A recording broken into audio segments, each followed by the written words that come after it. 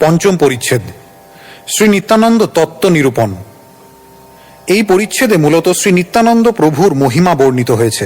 শ্রীকৃষ্ণ হচ্ছেন স্বয়ং ভগবান এবং তার বিলাস মূর্তি অর্থাৎ দ্বিতীয় দেহ হচ্ছেন শ্রী বলরাম। এই জড়জগতের অতীত চিদাকাশ বা পরবম, যেখানে অসংখ্য চিন্ময় ধাম রয়েছে এবং সেই চিন্ময় ধামের সবচাইতে উপরে রয়েছে কৃষ্ণলোক। শ্রীকৃষ্ণের আলয় কৃষ্ণলোকে দ্বারকা, মথুরা ও গোকুল নামক তিনটি ভাগ রয়েছে। সেই ধামে পরমেশ্বর ভগবান নিজেকে কৃষ্ণ, বলরাম, প্রদ্যুম্ন, অপ্রাকৃত কামদেব ও অনিরুদ্ধ এই চার রূপে বিস্তার করেছেন। তাদের বলা হয় আদি চতুর্ভুহ। সেই কৃষ্ণলোকে শ্বেতদ্বীপ বা বৃন্দাবন নামক চিন্ময় ধাম রয়েছে। কৃষ্ণলোকের নিচে পরব্রমে অগণিত বৈকুণ্ঠ লোক রয়েছে। প্রতিটি বৈকুণ্ঠ লোকে আদি চতুর্ভুহের শ্রীকৃষ্ণ থেকে প্রকাশিত চতুর্ভুজ নারায়ণ বিরাজমান। কৃষ্ণলোকে যিনি শ্রী বলরাম, তিনি হচ্ছেন মূল সংকর্ষণ। তার বিলাসমূর্তি পরব্রম বৈকুণ্ঠে মহাসংকর্ষণ। তার চিৎশক্তির প্রভাবে মহাসংকর্ষণ পরব্রমের সমস্ত বৈকুণ্ঠ লোক ধারণ করেন। সেখানকার সমস্ত জীব নিত্যমুক্ত। সেখানে মায়াশক্তির অবস্থিতি নেই। সেই সমস্ত বৈকুণ্ঠ লোকে ভগবানের দ্বিতীয় চতুর্ভুহ বিরাজমান। বৈকুণ্ঠ লোকের বাইরে ব্রহ্মলোক নামক শ্রীকৃষ্ণের নির্বিশেষ জ্যোতির্ময় প্রকাশ রয়েছে। তার বাইরে রয়েছে চিন্ময় কারণ সমুদ্র। কারণ সমুদ্রের অপর পারে তাকে স্পর্শ না করে জড়া প্রকৃতির মায়ার অবস্থিতি।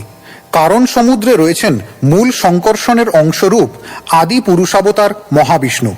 এই মহাবিষ্ণু দূর থেকে মায়ার প্রতি দৃষ্টিপাত করেন এবং তার চিন্ময় দেহের প্রতিবিম্বের দ্বারা তিনি মায়ার উপাদান কারণে মিলিত হন। মায়াই উপাদান কারণ রূপে প্রধান এবং নিমিত্ত কারণ রূপে প্রকৃতি। জড়া প্রকৃতি জড়, তাই তার স্বতন্ত্রভাবে কোনো কিছু করার ক্ষমতা নেই।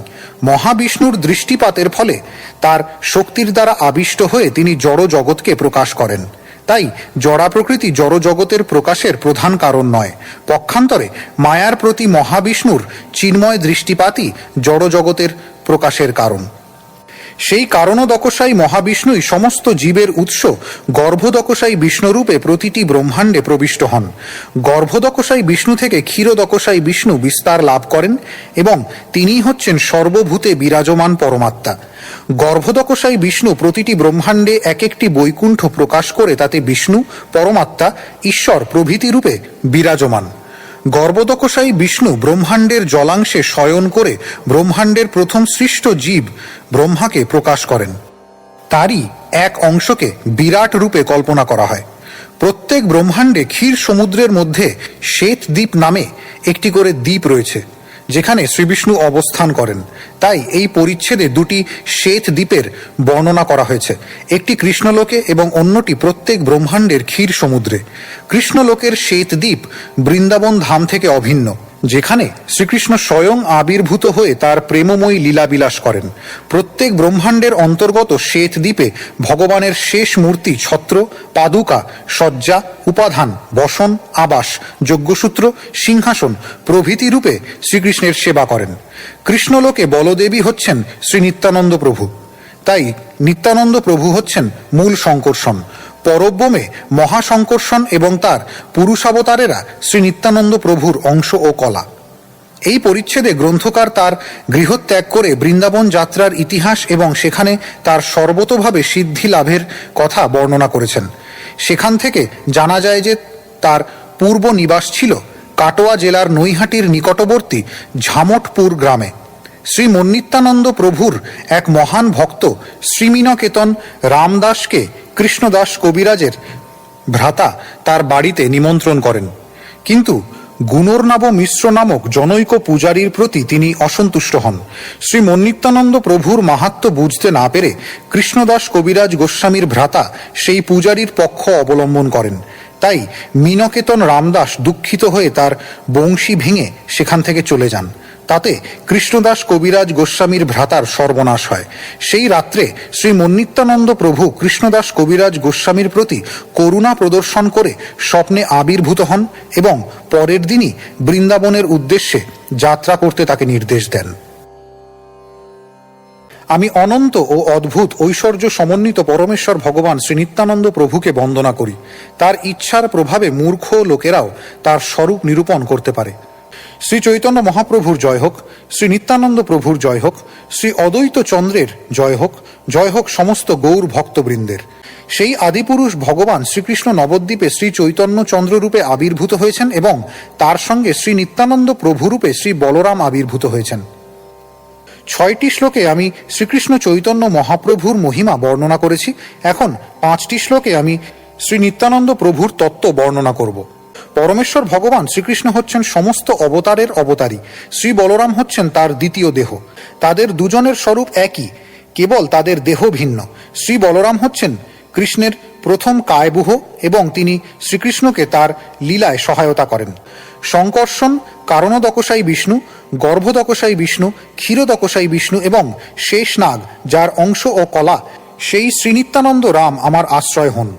শ্রী বলরাম হচ্ছেন মূল সংকর্ষণ। তিনি 5টি রূপ ধারণ করে শ্রীকৃষ্ণের সেবা করেন। তিনি নিজে শ্রীকৃষ্ণের লীলায় সহায়তা করেন এবং অন্য 4টি রূপ ধারণ করে তিনি সৃষ্টি কার্য সম্পাদন করেন। শ্রীকৃষ্ণের আজ্ঞা পালন করে তিনি সৃষ্টি কার্য সম্পাদন রূপ সেবা করেন এবং শেষ রূপে তিনি বিবিধভাবে শ্রীকৃষ্ণের সেবা করেন। সর্বরূপে ইনি শ্রীকৃষ্ণের সেবারূপ আনন্দ আস্বাদন করেন। সেই শ্রী বলরাম হচ্ছেন শ্রী গৌর সুন্দরের নিত্য সহচর শ্রী নিত্যানন্দ। 4টি শ্লোকে আমি এই 7ম শ্লোকের অর্থ বিশ্লেষণ করেছি, যাতে সমস্ত জগৎবাসী শ্রীমন্নিত্যানন্দ প্রভুর তত্ত্ব জানতে পারে। মায়াতীত সর্বব্যাপক বৈকুণ্ঠ লোকে বাসুদেব, সংকর্ষণ, প্রদ্যুম্ন ও অনিরুদ্ধ এই পূর্ণ ঐশ্বর্য সমন্বিত চতুর্ভুহের মধ্যে যিনি সংকর্ষণ রূপে বিরাজমান, সেই নিত্যানন্দ স্বরূপ বলরামের শ্রীচরণ কমলে আমি প্রপত্তি করি। জড়া প্রকৃতির পারে রয়েছে পরব্রহ্ম নামে ধাম। শ্রীকৃষ্ণের মতো এই ধামও ষড়ৈশ্বর্য আদি সব রকম চিন্ময় ঐশ্বর্যে পূর্ণ। সেই বৈকুণ্ঠ ধাম সর্বব্যাপ্ত, অনন্ত ও বিভু। সেই ধামসমূহ শ্রীকৃষ্ণ এবং তার অবতারের বাসস্থান। সেই চিৎজগতের সর্বোপরি ভাগে রয়েছে কৃষ্ণলোক। তার 3টি বিভাগ, দ্বারকা, মথুরা ও গোকুল। সর্বোপরি ভাগে রয়েছে শ্রী গোকুল, যা ব্রজ, গোলক, শ্বেতদ্বীপ ও বৃন্দাবন নামে পরিচিত।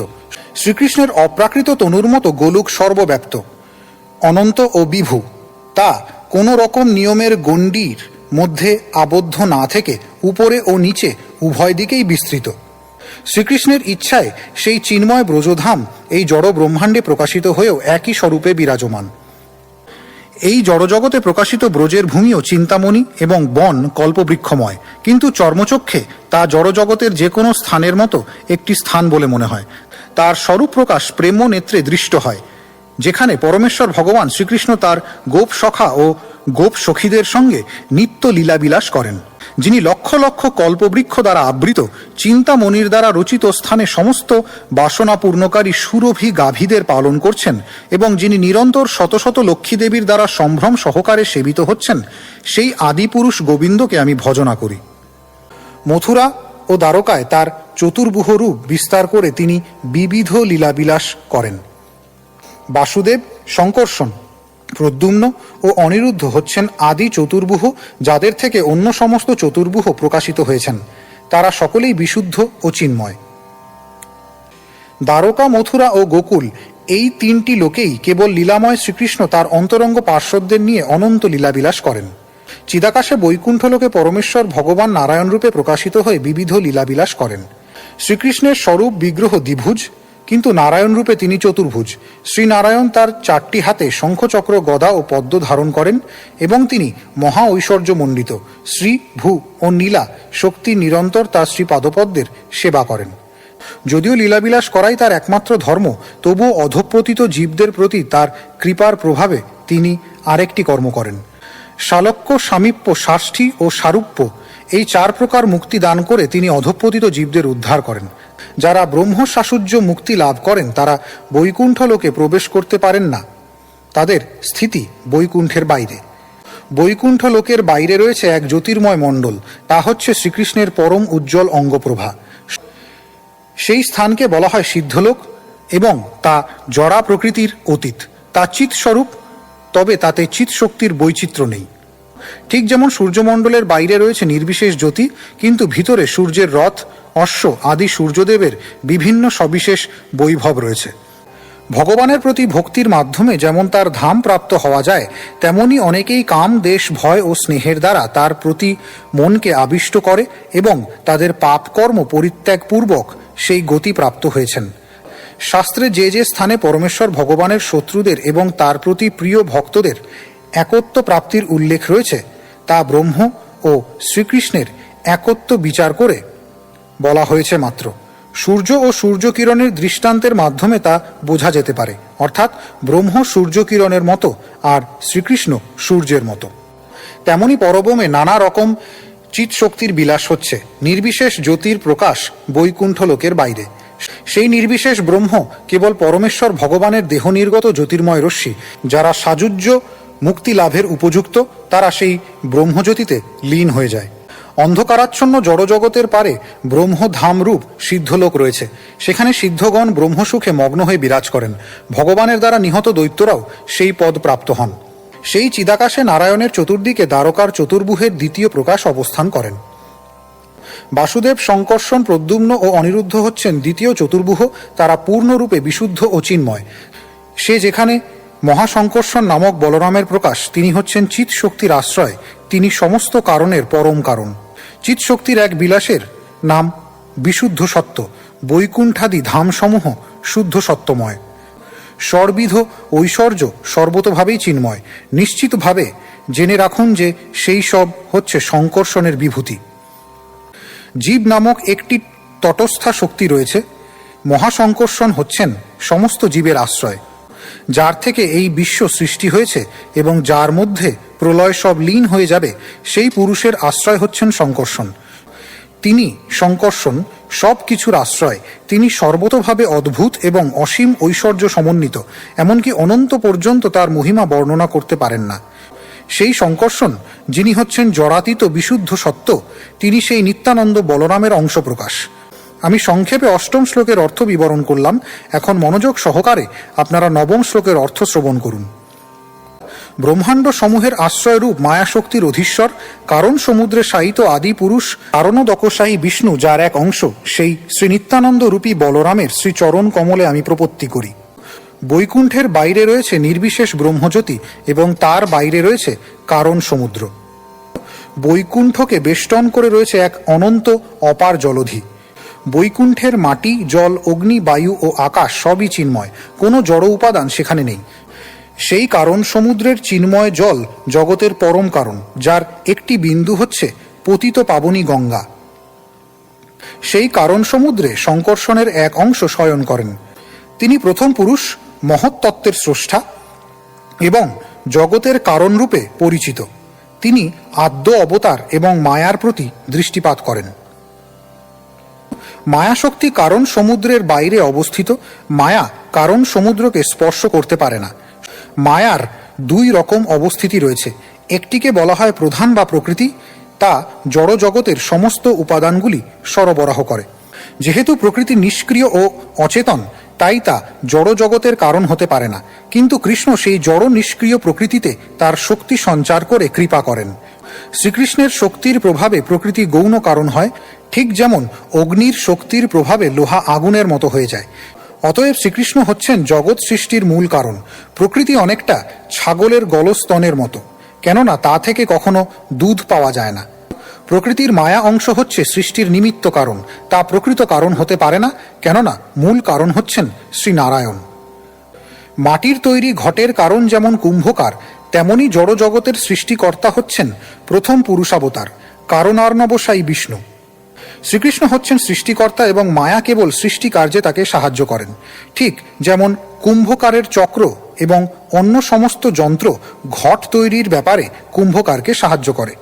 দূর থেকে পুরুষাবতার মায়ার প্রতি দৃষ্টিপাত করেন এবং এভাবেই তিনি জীবরূপ বীর্য তার গর্ভে সঞ্চার করেন। তার দেহের প্রতিবিম্বিত জ্যোতির সঙ্গে মায়ার মিলন হয় এবং তার ফলে অসংখ্য ব্রহ্মাণ্ডের সৃষ্টি হয়। অনন্ত ব্রহ্মাণ্ডের প্রত্যেকটিতে পুরুষ প্রবেশ করেন। যতগুলি ব্রহ্মাণ্ড রয়েছে ততরূপে তিনি নিজেকে প্রকাশিত করেন। পুরুষ যখন শ্বাস ত্যাগ করেন, তখন তার নিঃশ্বাসের সঙ্গে ব্রহ্মাণ্ডের প্রকাশ হয়। তারপর তিনি যখন শ্বাস গ্রহণ করেন, তখন তার প্রশ্বাসের সঙ্গে সমস্ত ব্রহ্মাণ্ড পুনরায় তার শরীরে প্রবেশ করে। গবাক্ষের রন্ধ্র দিয়ে যেমন অনুসদৃশ ধূলিকণা যাতায়াত করে, তেমনি অসংখ্য ব্রহ্মাণ্ডের জাল পুরুষের লোমকূপ দিয়ে গমনাগমন করে।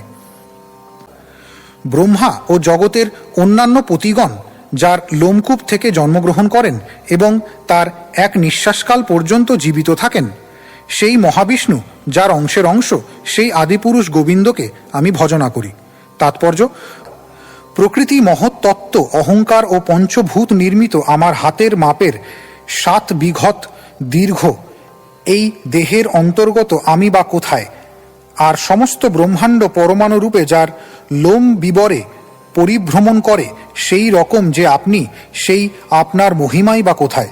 অর্থাৎ আমার ব্রহ্মাণ্ড বিগ্রহ আপনার মহিমার তুলনায় কিছু নয়। অংশের অংশকে বলা হয় কলা।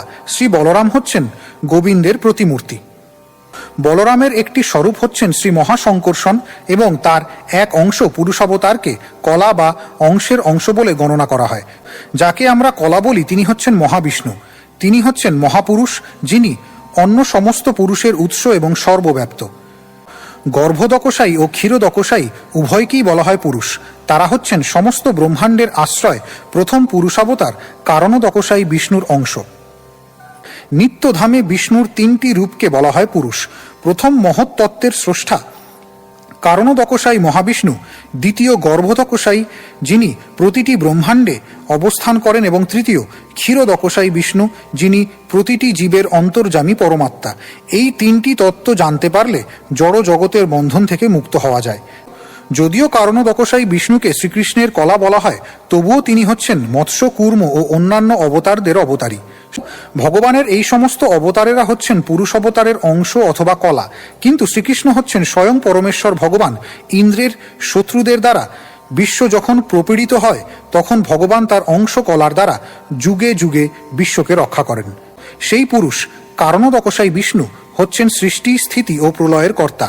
তিনি নানা অবতারে নিজেকে প্রকাশ করেন, কেননা তিনিই হচ্ছেন জগতের পালনকর্তা। মহাপুরুষ নামক ভগবানের যে অংশ সৃষ্টি, স্থিতি ও প্রলয় কার্য সাধন করার জন্য আবির্ভূত হন, তাকে বলা হয় অবতার। সেই মহাপুরুষ পরমেশ্বর ভগবান থেকে অভিন্ন। তিনি হচ্ছেন আদ্যাবতার, অন্য সমস্ত অবতারদের বীজ এবং সব কিছুর আশ্রয়। কারণ আবধিশায়ী পুরুষই ভগবানের আদ্যাবতার। কাল স্বভাব, কার্য, কারণ রূপ প্রকৃতি, মন আদি মহত্তত্ত্ব, মহাভূত আদি অহংকার, সত্য আদি গুণ, ইন্দ্রিয় সমূহ, বিরাট সরাট, স্থাবর ও জঙ্গম সবই তার বিভূতি স্বরূপ। সৃষ্টির আদিতে পরমেশ্বর ভগবান জড় সৃষ্টির সমস্ত উপাদান সহ পুরুষাবতার রূপ ধারণ করেছিলেন। জড় জগৎ সৃষ্টি করার জন্য তিনি প্রথমে 16টি প্রধান শক্তি সৃষ্টি করেছিলেন। যদিও ভগবান হচ্ছেন সব কিছুর আশ্রয় এবং যদিও সব কয়টি ব্রহ্মাণ্ড তার মধ্যে বিরাজ করছে, তিনিই আবার পরমাত্মা রূপে সব কিছুর আধার। যদিও প্রকৃতির সঙ্গে তার 2 প্রকার সম্পর্ক রয়েছে, তবুও প্রকৃতির সঙ্গে তার কোনো রকম যোগাযোগ নেই। জড়া প্রকৃতিতে অবস্থিত হওয়া সত্ত্বেও প্রকৃতির গুণের বশীভূত না হওয়াই হচ্ছে ভগবানের ঐশ্বর্য। তেমনি যারা তার শরণাগত হয়ে তাদের বুদ্ধিকে তার উপর নিবদ্ধ করেন, তারা কখনো প্রকৃতির গুণের দ্বারা প্রভাবিত হন না। এভাবেই গীতাতেও বারবার বর্ণনা করা হয়েছে যে ঈশ্বর তত্ত্ব সর্বদাই অচিন্ত শক্তি সম্পন্ন। ভগবান শ্রীকৃষ্ণ বলেছেন, আমি জড়জগতে অবস্থিত এবং জড়জগৎ আমাকে আশ্রয় করে বিরাজ করছে, কিন্তু সেই সঙ্গে আমি এই জড়জগতে অবস্থিত নই এবং জড়জগতও আমাতে অবস্থিত নয়। হে অর্জুন, জেনে রেখো যে আমার অচিন্ত ঐশ্বর্য এই রকম। ভগবদ্গীতায় শ্রীকৃষ্ণ এই অর্থই প্রচার করেছেন। সেই মহাপুরুষ কারণদকশায়ী বিষ্ণু, যার অংশরূপে পরিচিত সেই নিত্যানন্দ বলরাম হচ্ছেন শ্রীচৈতন্য মহাপ্রভুর অন্তরঙ্গ পার্ষদ। এভাবেই আমি 9ম শ্লোকের অর্থ বিশ্লেষণ করেছি। এখন আমি 10ম শ্লোকের অর্থ বিশ্লেষণ করব। দয়া করে মনোযোগ সহকারে তা শ্রবণ করুন।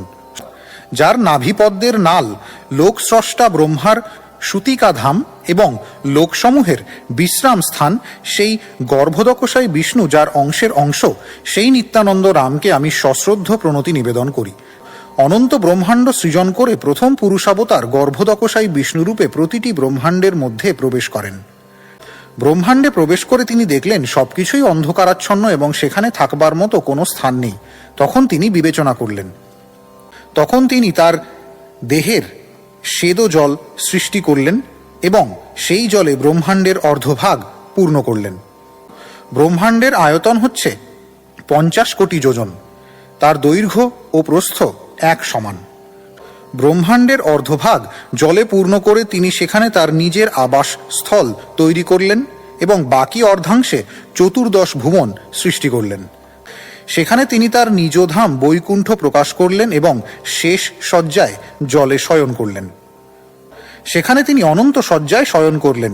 ভগবান অনন্ত সহস্র মস্তক, সহস্র বদন, সহস্র হস্ত, সহস্র পাদ এবং সহস্র নয়ন বিশিষ্ট। তিনি সমস্ত অবতারদের বীজ এবং জড়জগতের কারণ। তার নাভিপদ্ম থেকে একটি পদ্ম প্রকাশিত হল। সেই পদ্ম হচ্ছে ব্রহ্মার জন্মস্থান। সেই পদ্মের নালে তিনি 14 ভুবন সৃষ্টি করলেন। এভাবেই ব্রহ্মা হয়ে পরমেশ্বর ভগবান ব্রহ্মাণ্ড সৃষ্টি করলেন। বিষ্ণুরূপে তিনি জগৎ পালন করেন। শ্রীবিষ্ণু মায়াতীত হওয়ার ফলে জড়গুণ তাকে স্পর্শ করতে পারে না। রুদ্র রূপ ধারণ করে তিনি জগৎ সংহার করেন। এভাবেই তার ইচ্ছায় সৃষ্টি, স্থিতি ও প্রলয় সাধিত হয়। তিনি হচ্ছেন পরমাত্মা হিরণ্যগর্ভ, সমস্ত জগতের কারণ। তার অংশকেই বিরাট রূপে কল্পনা করা হয়। সমস্ত অবতারদের উৎস সেই নারায়ণ হচ্ছেন শ্রী নিত্যানন্দ বলরামের অংশের অংশ। এভাবেই আমি 10ম শ্লোকের অর্থ বিশ্লেষণ করেছি। এখন দয়া করে মনোযোগ সহকারে 11 শ্লোকের অর্থ শ্রবণ করুন। যার অংশাতি অংশের অংশ হচ্ছেন ক্ষীর সমুদ্রে শায়িত ক্ষীরদকশায়ী বিষ্ণু। সেই ক্ষীরদকশায়ী বিষ্ণু হচ্ছেন সমস্ত জীবের হৃদয় বিরাজমান পরমাত্মা ও সমস্ত ব্রহ্মাণ্ডের পালনকর্তা। পৃথিবী ধারণকারী শেষ নাগ হচ্ছেন যার কলা। সেই শ্রী নিত্যানন্দ রূপী বলরামের শ্রীচরণ কমলে আমি প্রপত্তি করি। নারায়ণের নাভিপদ্ম থেকে উত্থিত পদ্মের নালে ধরণী অবস্থিত। ধরণীর মধ্যে 7টি সমুদ্র রয়েছে। সেখানে ক্ষীর সমুদ্রের মধ্যে রয়েছে জগতের পালনকর্তা শ্রী বিষ্ণুর ধাম শ্বেতদ্বীপ। তিনি সমস্ত জীবের পরমাত্মা। তিনি এই জড় জগৎ পালন করেন এবং তিনি হচ্ছেন সমস্ত জগতের পতি। যুগে যুগে এবং মন্বন্তরে মন্বন্তরে অধর্ম সংহার করে ধর্ম স্থাপন করার জন্য তিনি নানা রূপে অবতরণ করেন। দেবতারাও তার দর্শন লাভ করতে পারেন না, তাই তাকে দর্শন করার জন্য তারা ক্ষীর সমুদ্রের তীরে গিয়ে তার স্তব করেন। তখন তিনি জগৎ পালন করার জন্য অবতরণ করেন। তার অনন্ত বৈভব কখনো নিরূপণ করা যায় না। সেই শ্রীবিষ্ণু হচ্ছেন সমস্ত অবতারের উৎস শ্রীমন্নিত্যানন্দ প্রভুর অংশের অংশের অংশ। সেই বিষ্ণু শেষ রূপে তার মস্তকে ধরণী ধারণ করেন। তিনি জানেন না সেগুলি কোথায় রয়েছে, কেননা তিনি তার মস্তকে তাদের অস্তিত্ব অনুভব করতে পারেন না। তার হাজার হাজার বিস্তীর্ণ ফণায় সূর্যের চেয়েও উজ্জ্বল মণিসমূহ ঝলমল করে। 50 কোটি যোজন পরিমিত ব্রহ্মাণ্ড তার একটি ফণার উপর একটি সর্ষের দানার মতো বিরাজ করে। সহস্র বদনে তিনি শ্রীকৃষ্ণের মহিমা কীর্তন করেন, কিন্তু এভাবেই নিরন্তর কীর্তন করেও তিনি ভগবানের মহিমার অন্ত পান না। সনক আদির 4 কুমার তার মুখ থেকে শ্রীমদ্ ভাগবত শ্রবণ করেন এবং তারা ভগবত প্রেমের দিব্য আনন্দে মগ্ন হয়ে তার পুনরাবৃত্তি করেন। তিনি ছত্র পাদুকা শয্যা, উপাধান, বসন, বিশ্রামের আসন, আবাস, যজ্ঞসূত্র, সিংহাসন আদি রূপে নিজেকে প্রকাশ করে শ্রীকৃষ্ণের সেবা করেন। বিভিন্ন মূর্তি ধারণ করে তিনি শ্রীকৃষ্ণের সেবা করেন। শ্রীকৃষ্ণের সেবার চরম সীমা প্রাপ্ত হয়ে তিনি শেষ নাম ধরেছেন। অনন্ত যার শেষ অংশের অংশ বা কলা, তিনি হচ্ছেন শ্রী নিত্যানন্দ প্রভু। সুতরাং শ্রী নিত্যানন্দ প্রভুর লীলা কে বুঝতে পারে? এই সমস্ত সিদ্ধান্ত থেকে আমরা নিত্যানন্দ প্রভুর তত্ত্বের সীমা অবগত হতে পারি, কিন্তু তাকে অনন্ত বলার কি মহিমা? আমি কিন্তু এই তত্ত্ব সত্য বলেই স্বীকার করি, কেননা এই সব ভক্তের বাক্য। যেহেতু তিনি হচ্ছেন সমস্ত অবতারের অবতারী, তাই তার পক্ষে সবই সম্ভব। তারা জানেন যে অবতার ও অবতারীর মধ্যে কোনো পার্থক্য নেই। পূর্বে যেমন বিভিন্ন মানুষ বিভিন্ন তত্ত্বরূপে শ্রীকৃষ্ণকে দর্শন করেছিলেন। কেউ বলেন যে শ্রীকৃষ্ণ সাক্ষাৎ নরনারায়ণ, আবার কেউ বলেন যে শ্রীকৃষ্ণ সাক্ষাৎ বামন অবতার। কেউ বলেন যে শ্রীকৃষ্ণ হচ্ছেন ক্ষীরদকশায়ী বিষ্ণুর অবতার। সেই সব উক্তিই সত্য, তা অসম্ভব নয়। সমস্ত অংশের আশ্রয় পরমেশ্বর ভগবান শ্রীকৃষ্ণ যখন অবতরণ করেন, তখন তার সমস্ত অংশ তার সঙ্গে এসে মিলিত হন। যিনি যেভাবে শ্রীকৃষ্ণকে জানেন, তিনি সেভাবেই তার কথা বলেন। শ্রীকৃষ্ণের পক্ষে সবই সম্ভব, তাই তা মিথ্যা নয়। তাই শ্রীচৈতন্য মহাপ্রভু সমস্ত অবতারের সমস্ত লীলা সবাইকে দেখিয়েছেন।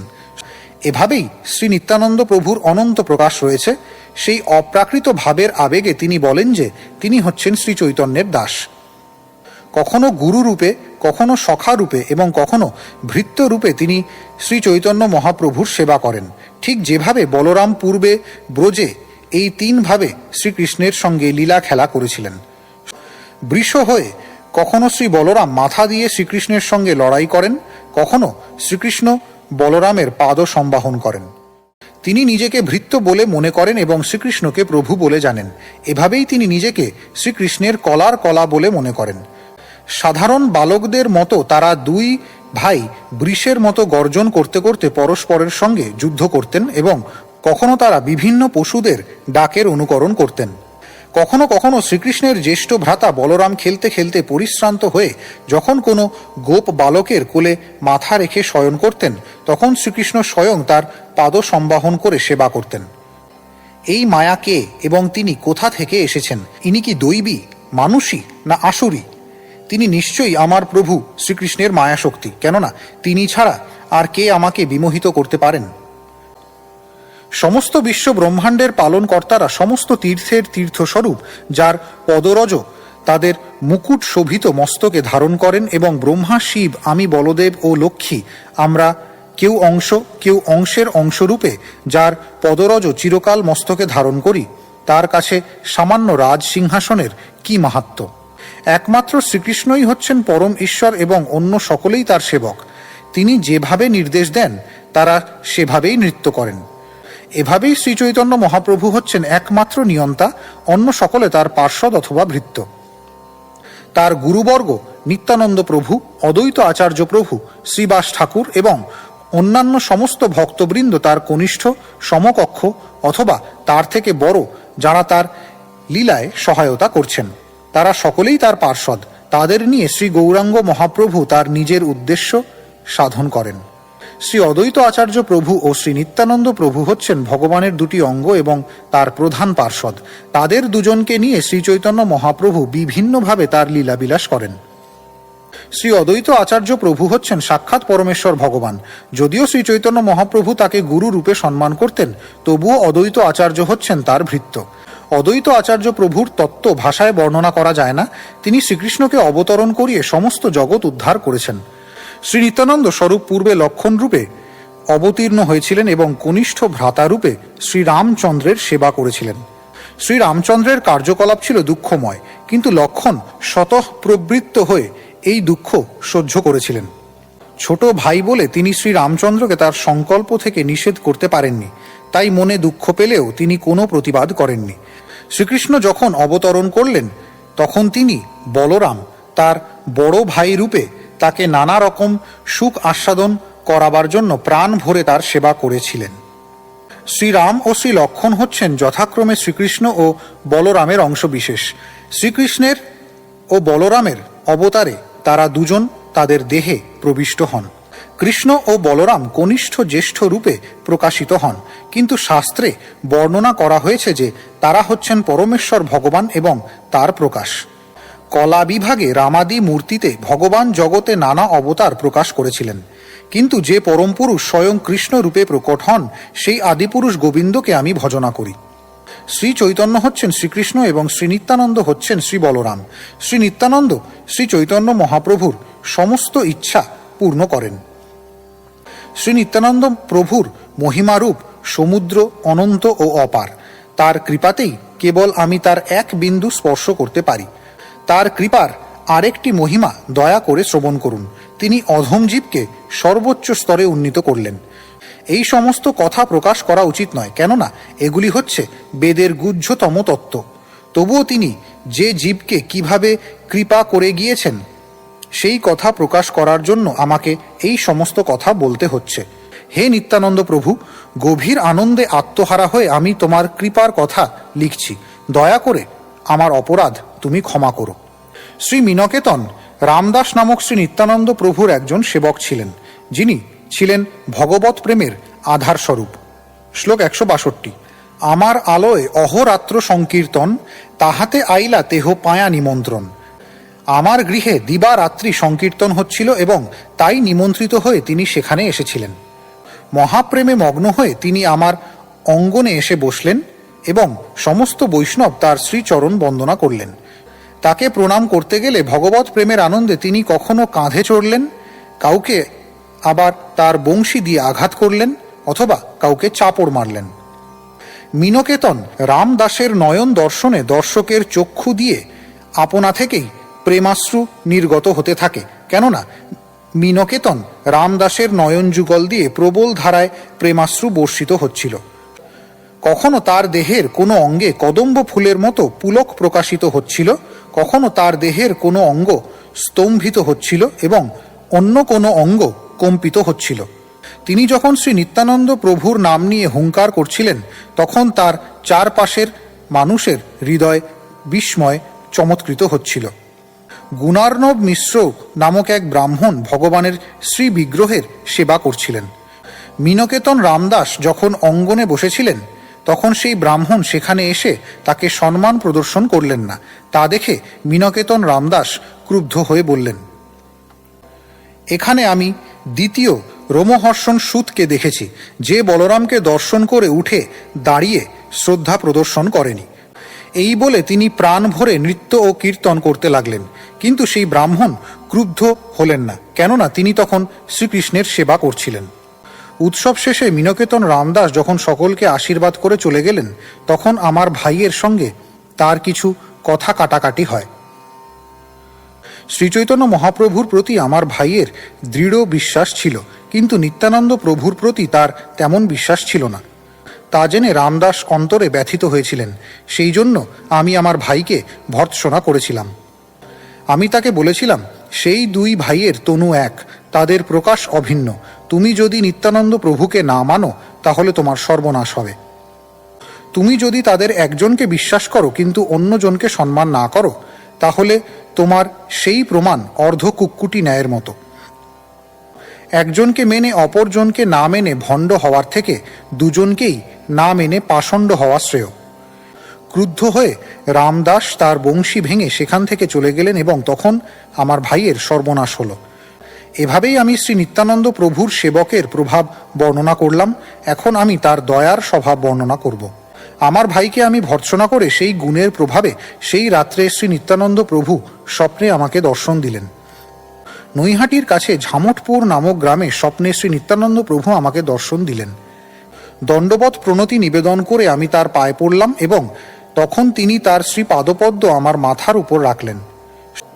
তিনি আমাকে বারবার বলতে লাগলেন, ওঠো ওঠো। উঠে তার রূপ দর্শন করে আমি চমৎকৃত হলাম। তার অঙ্গকান্তি মসৃণ শ্যামবর্ণ এবং তার শরীর মল্লবীরের মতো প্রকাণ্ড। তাকে দেখে মনে হচ্ছিল যেন সাক্ষাৎ কামদেব। তার হস্তপদ ও কমল সদৃশ নয়ন অত্যন্ত সুন্দর। তার পরনে ছিল পট্টবস্ত্র আর মাথায় ছিল পট্টবস্ত্রের উষ্ণিস। তার কানে সোনার কুণ্ডল, হাতে সোনার অঙ্গদ ও বালা, তার পায়ে ঋণী ঝিনি নূপুর বাজছিল, আর তার গলায় ছিল ফুলের মালা। তার শ্রীঅঙ্গ চন্দন লিপ্ত ছিল, তার কপালে সুন্দরভাবে আঁকা তিলক এবং তার গতি মদমত্ত হস্তির মন্থর গতির চেয়েও সুন্দর। কোটি চন্দ্রের মাধুর্যকে ম্লান করছিল তার শ্রীমুখের সৌন্দর্য এবং তার দন্তপংক্তি তাম্বুল চর্বণ করার ফলে ডালিম ফলের বীজের মতো দেখাচ্ছিল। প্রেমে মত্ত হওয়ার ফলে তার অঙ্গ ডানে বামে দুলছিল আর গম্ভীর স্বরে তিনি কৃষ্ণ কৃষ্ণ উচ্চারণ করছিলেন। তার হাতে রাঙা যষ্টি দুলছিল। তাকে দেখে মনে হচ্ছিল যেন এক মত্ত সিংহ। তার চরণ কমলের চারপাশে উড়ছিল অসংখ্য ভ্রমর। তার সমস্ত পার্শ্বদের পরনে ছিল গোপ বেশ এবং তারা সকলেই প্রেমাবিষ্ট হয়ে কৃষ্ণ কৃষ্ণ নাম উচ্চারণ করছিলেন। তাদের কেউ শিঙা ও বাঁশি বাজাচ্ছিলেন, কেউ নাচছিলেন এবং গান গাইছিলেন, কেউ তাকে তাম্বুল নিবেদন করছিলেন এবং কেউ চামর ব্যজন করছিলেন। এভাবেই আমি শ্রী নিত্যানন্দ স্বরূপের ঐশ্বর্য দর্শন করেছিলাম। তার অপূর্ব রূপ, গুণ ও লীলা সবই ছিল অলৌকিক। আনন্দে বিহ্বল হয়ে আমি অন্য সব কিছু সম্বন্ধে বিস্মৃত হয়েছিলাম। তখন শ্রী নিত্যানন্দ প্রভু মৃদু হেসে আমাকে বলেছিলেন, হে কৃষ্ণদাস, কোনো ভয় করো না, বৃন্দাবনে যাও, সেখানে তোমার সব কিছু লাভ হবে। সেই কথা বলে তিনি হাত নাড়িয়ে আমাকে বৃন্দাবনে যাওয়ার নির্দেশ দিলেন। তারপরে তার পার্শ্বদ সহ তিনি অন্তর্ধান হলেন। তখন আমি মূর্ছিত হয়ে ভূমিতে পতিত হলাম, আমার স্বপ্ন ভঙ্গ হলো এবং আমি চোখ মেলে দেখলাম সকাল হয়েছে। তখন আমি মনে মনে বিচার করতে লাগলাম যে আমি কি দেখলাম আর কি শুনলাম, এবং তখন আমি বুঝতে পারলাম যে প্রভু আমাকে বৃন্দাবন যাওয়ার নির্দেশ দিয়েছেন। সেই ক্ষণে আমি বৃন্দাবনের উদ্দেশ্যে যাত্রা করলাম এবং প্রভুর কৃপায় আমি মহানন্দে বৃন্দাবনে এসে উপস্থিত হলাম। শ্রী নিত্যানন্দ বলরামের জয় হোক, যার কৃপায় আমি বৃন্দাবন ধামে আশ্রয় লাভ করলাম। কৃপাময় শ্রী নিত্যানন্দ প্রভুর জয় হোক, যার কৃপায় আমি শ্রীল রূপ গোস্বামী এবং শ্রীল সনাতন গোস্বামীর শ্রীপাদপদ্মে আশ্রয় লাভ করেছি।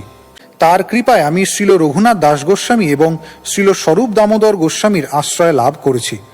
শ্রীল সনাতন গোস্বামীর কৃপায় আমি ভগবত ভক্তির সিদ্ধান্ত জানতে পেরেছি এবং শ্রীল রূপ গোস্বামীর কৃপায় আমি ভগবত ভক্তির অপূর্ব অমৃত আস্বাদন করতে পেরেছি। শ্রী নিত্যানন্দ প্রভুর চরণার বিন্দের জয় হোক, যার কৃপায় আমি শ্রী রাধা গোবিন্দকে পেয়েছি। আমি জগাই এবং মাধাইয়ের থেকেও বড় পাপী এবং পুরুষের কীট থেকেও ঘৃণ্য। যে আমার নাম শোনে তার পুণ্য ক্ষয় হয়, যে আমার নাম উচ্চারণ করে তার পাপ হয়। এই জগতে আমার মতো এমন একজন ঘৃণ্য ব্যক্তিকে নিত্যানন্দ প্রভু ছাড়া আর কে কৃপা করতে পারে? যেহেতু শ্রী নিত্যানন্দ প্রভু কৃষ্ণ প্রেমে মত্ত এবং কৃপার অবতার, তাই তিনি ভালো ও মন্দের বিচার করেন না। যেই তার সম্মুখে নিপতিত হয় তাকেই তিনি উদ্ধার করেন। তাই আমার মতো পাপী এবং দুরাচারীকেও তিনি উদ্ধার করেছেন। যদিও আমি অত্যন্ত পাপী এবং সবচাইতে পতিত, তবুও তিনি আমাকে বৃন্দাবনে নিয়ে এসেছেন এবং শ্রীল রূপ গোস্বামীর শ্রীপাদপদ্মে আশ্রয় দান করেছেন। শ্রী মদন গোপাল ও শ্রী গোবিন্দদেব দর্শনের গোপন কথাগুলি বলার যোগ্য আমি নই। বৃন্দাবনের প্রধান বিগ্রহ শ্রী মদন গোপাল হচ্ছেন রাসবিলাসী সাক্ষাৎ ব্রজেন্দ্র কুমার।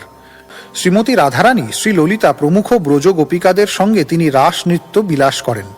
তিনি মন্মথের মন্মথ রূপে নিজেকে প্রকাশ করেন। পীত বসন পরিহিত এবং ফুলের মালায় সজ্জিত শ্রীকৃষ্ণ হাসতে হাসতে গোপিকাদের মধ্যে আবির্ভূত হলেন। তখন তাকে ঠিক কামদেবেরও কামদেব বলে মনে হচ্ছিল। তার দুই পার্শ্বে শ্রীমতী রাধারানী ও শ্রী ললিতা দেবী তার সেবা করেন এবং তিনি স্বীয় মাধুর্যে সকলের হৃদয়ে আকর্ষণ করেন। শ্রী নিত্যানন্দ প্রভুর কৃপায় আমি শ্রী মদনমোহনকে দর্শন করলাম এবং শ্রী মদনমোহনকে আমার প্রভু রূপে পেলাম। আমার মতো অধমকে তিনি শ্রী গোবিন্দের দর্শন দান করলেন, সেই কথা ভাষায় বর্ণনা করা যায় না, আর তাছাড়া তা ব্যক্ত করার মতো বিষয়ও নয়। বৃন্দাবনের যোগপীঠে কল্পবৃক্ষের বনে রত্ন মণ্ডপে এক রত্ন সিংহাসনে ব্রজেন্দ্র নন্দন শ্রী গোবিন্দ বসে আছেন এবং মাধুর্য প্রকাশ করে তিনি জগৎকে মোহিত করছেন। তার বাম পার্শ্বে রয়েছেন সখী পরিবৃতা শ্রীমতী রাধারানী। তাদের সঙ্গে শ্রী গোবিন্দদেব নানা রঙ্গে রাস আদি লীলা উপভোগ করেন। ব্রহ্মা তার স্বীয় লোকে পদ্মাসনে উপবেশন করে নিরন্তর তার ধ্যান করেন এবং অষ্টাদশাক্ষর মন্ত্রে তার উপাসনা করেন। 14 ভুবনে সকলেই তার ধ্যান করেন এবং বৈকুণ্ঠের সমস্ত অধিবাসীরা তার লীলা ও গুণগান করেন। যার মাধুরীতে লক্ষ্মী দেবী পর্যন্ত আকৃষ্ট হয়েছেন, সেই রূপের বর্ণনা শ্রীলরূপ গোস্বামী করেছেন। হে সখে, যদি বন্ধু বান্ধবদের সঙ্গ করার প্রতি তোমার লোভ থাকে, তবে কেশী ঘাটের কাছে স্মিত হাস্যযুক্ত ত্রিভঙ্গ বঙ্কিম বাম অঞ্চলে নেত্র কটাক্ষ বিশিষ্ট নববিকশিত পল্লব সদৃশ অধরে বিরাজিত বংশী এবং ময়ূর পুচ্ছের দ্বারা অপূর্ব শোভান্বিত গোবিন্দের শ্রীমূর্তি দর্শন করো না। তিনি সাক্ষাৎ ব্রজেন্দ্র নন্দন, সেই সম্বন্ধে কোনো সন্দেহই নেই। মূর্খরাই কেবল তাকে প্রতিমা বলে মনে করে। সেই অপরাধে তার নিস্তার নেই, সে ঘোর নরকে পতিত হবে। সেই সম্বন্ধে আমি আর কি বলবো? যার কৃপায় আমি এই শ্রী গোবিন্দ দেবের আশ্রয় লাভ করেছি, সেই শ্রী নিত্যানন্দ প্রভুর চরণ কমলের কৃপা কে বর্ণনা করতে পারে? বৃন্দাবনে যত বৈষ্ণব মণ্ডলী বাস করেন, তারা সর্বদাই পরম মঙ্গলময় শ্রীকৃষ্ণের নাম উচ্চারণে মগ্ন। তাদের প্রাণধন হচ্ছেন শ্রী চৈতন্য মহাপ্রভু ও শ্রী নিত্যানন্দ প্রভু। শ্রী শ্রী রাধাকৃষ্ণের ভক্তি ব্যতীত তারা অন্য কিছু জানেন না। শ্রী নিত্যানন্দ প্রভুর কৃপায় এই অধম সেই সকল বৈষ্ণবদের পদরেণু ও পদছায়া লাভ করেছে। শ্রী নিত্যানন্দ প্রভু বলেছেন, বৃন্দাবনে সব কিছু লাভ হয়। এখানে আমি সূত্রের আকারে তার সেই উক্তির বিশদ বিশ্লেষণ করলাম। বৃন্দাবনে এসে আমি সেই সবই পেয়েছি এবং শ্রী নিত্যানন্দ প্রভুর কৃপার প্রভাবে তা সম্ভব হয়েছে। আমি নির্লজ্জের মতো নিজের কথা লিখছি। শ্রী নিত্যানন্দ প্রভুর গুণাবলী আমাকে উন্মত্ত করিয়ে জোর করে এই সব লেখাচ্ছে। শ্রী নিত্যানন্দ প্রভুর গুণের মহিমা অপার, এমনকি সহস্র বদনে কীর্তন করেও শেষ নাগ তার অন্ত পান না। শ্রীল রূপ গোস্বামী ও শ্রীল রঘুনাথ দাস গোস্বামীর শ্রীপাদপদ্মে আমার প্রণতি নিবেদন করে, তাদের কৃপা প্রার্থনা করে এবং তাদের পদাঙ্ক অনুসরণ পূর্বক আমি কৃষ্ণদাস শ্রী চৈতন্য চরিতামৃত বর্ণনা করছি। ইতি শ্রী নিত্যানন্দ তত্ত্ব নিরূপণ বর্ণনা করে শ্রী চৈতন্য চরিতামৃতের আদি লীলার পঞ্চম পরিচ্ছেদের ভক্তি বেদান্ত তাৎপর্য।